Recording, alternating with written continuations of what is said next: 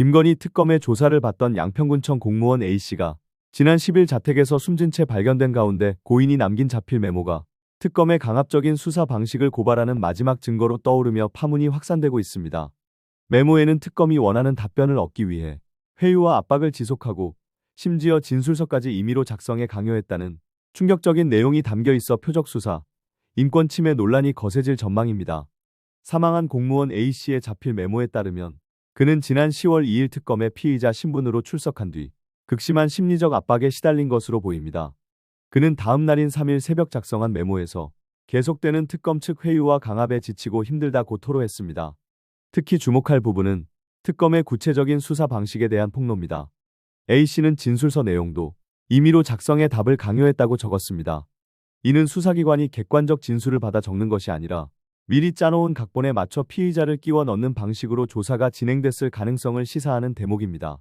또한 메모에는 김성교 의원은 잘못도 없는데 계속 회유하고 지목하라 한다는 내용도 포함됐습니다.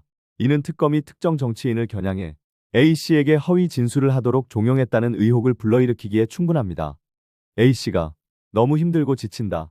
이 세상을 등지고 싶다는 극단적인 심경을 밝힌 배경에는 이 같은 특검의 비상식적인 수사 행태가 자리 잡고 있었던 것으로 보입니다. 논란이 거세지자 특검팀은 강압적인 분위기나 회유는 없었다며 의혹을 전면 부인하는 공식 입장을 내놨습니다. 그러나 한 공직자가 자신의 목숨을 던지며 남긴 마지막 기록과 정면으로 배치되는 해명이어서 설득력을 얻기는 힘들다는 지적이 나옵니다. 국민의힘 장동혁 대표는 고인이 남긴 메모는 특검이 아니라 조폭의 수사 방식을 그대로 보여준다며 짜 맞추기 수사로 억울한 죽음을 불러온 살인 특검이라고 맹비난했습니다. 결국 이번 사건은 특검 수사의 정당성에 대한 근본적인 질문을 던지고 있습니다.